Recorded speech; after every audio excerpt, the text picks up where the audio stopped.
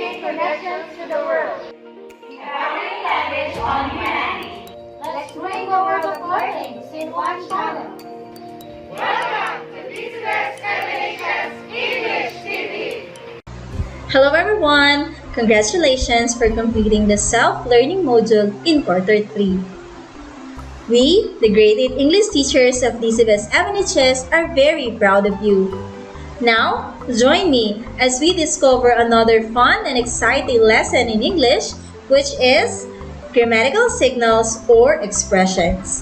I am Teacher Marlene, your English teacher for today.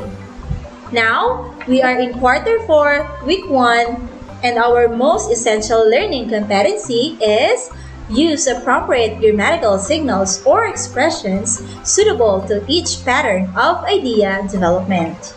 General to particular, problem solution, claim and counterclaim, cause and effect. And its enabling competencies are use appropriate modifiers and use logical connectors for emphasis. But before we proceed with our lesson proper, here are the learning objectives. 1. Identify the grammatical signals and expressions, cause-effect, claim and counterclaim. 2. Use grammatical signals and expressions appropriate to develop an idea. And 3. Express the importance of grammatical signals and expressions in the development of an idea. In writing an essay or any write-ups, you may not be noticed, but we are using different patterns of developing an idea. These patterns are unique from each other and depend on what is your purpose in writing. When you write, you can compare and contrast terms or come up from a solution to a problem. Bear in mind that these types of ideas can be found all together in one selection. When writers develop ideas, they use words that will help them in conveying thoughts more clearly and properly. This is what we call grammatical signals or transitional signals. Note that these signals can be used in multiple patterns of idea development. Let's have first the cause and effect. A cause and effect write-up looks at the reasons for an action or an event, then the results. For this reason, cause and effect selections are sometimes referred to as reason and result essays. They are one of the most common forms of organization in writing. Let's take this one as an example. She chose to be a social worker because she wanted to serve the people. In this example, the cause is she chose to be a social worker. The grammatical signal is because, and the effect is she wanted to serve the people. Here are some grammatical signals to introduce a cause or reason. For the reason, as, since, for, to be the effect of, as a result, because, due to, and as a consequence of.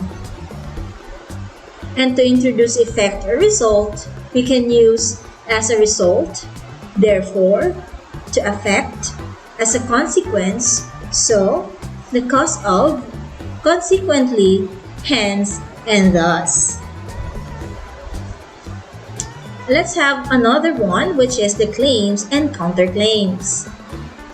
Claim is just a fancy way of saying that you're stating your main point. In a formal paper, you might say something like, "It is necessary for me to obtain a new cell phone." Claims are not just opinions. A claim tells what you think is true about a topic based on your knowledge and your research. A counterclaim is just the opposite of the claim. In a more formal way, she might say, "Your current situation does not require a new cell phone." Counterclaims are also provable and supportable by reasons and evidence. Let's take this one as an example.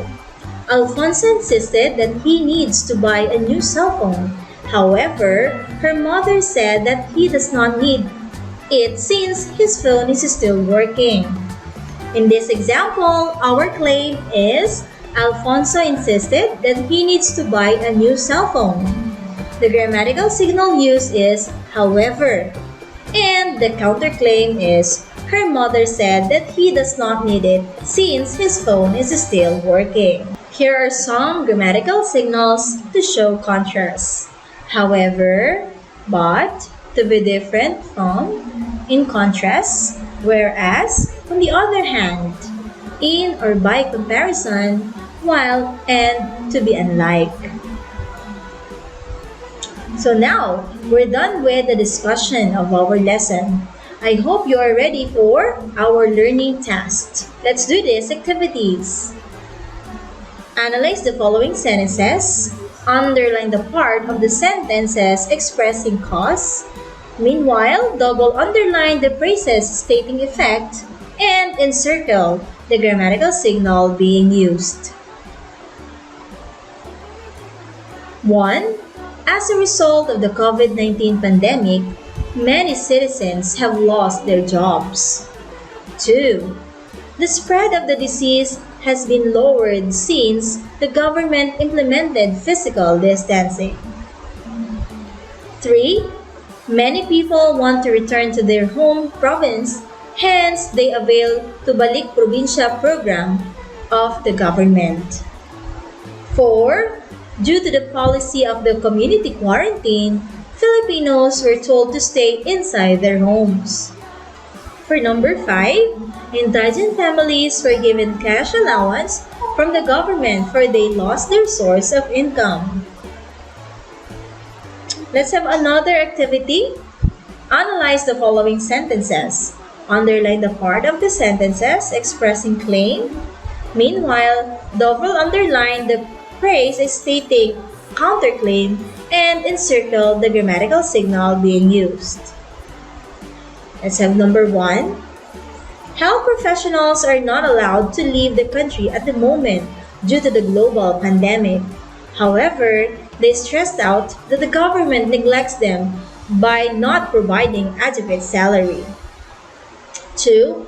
The authority has reported that the country is winning in its battle against COVID-19, yet the numbers of positive cases every day is increasing, making the country among the top 5 highest cases in Southeast Asia.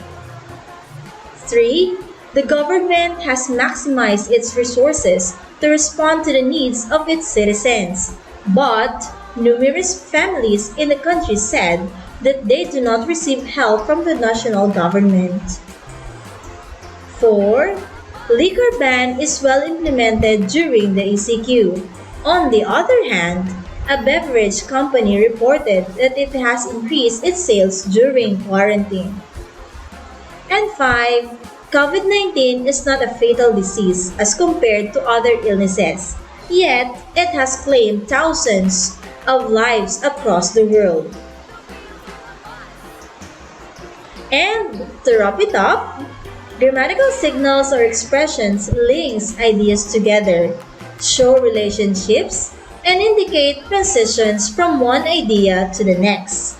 These words are important in the development of ideas. So that is the part 1 of our lesson in grammatical signals or expressions. Always remember, be the best here at DCBES MNHS English TV. See you next time as we learn another English lesson. Bye!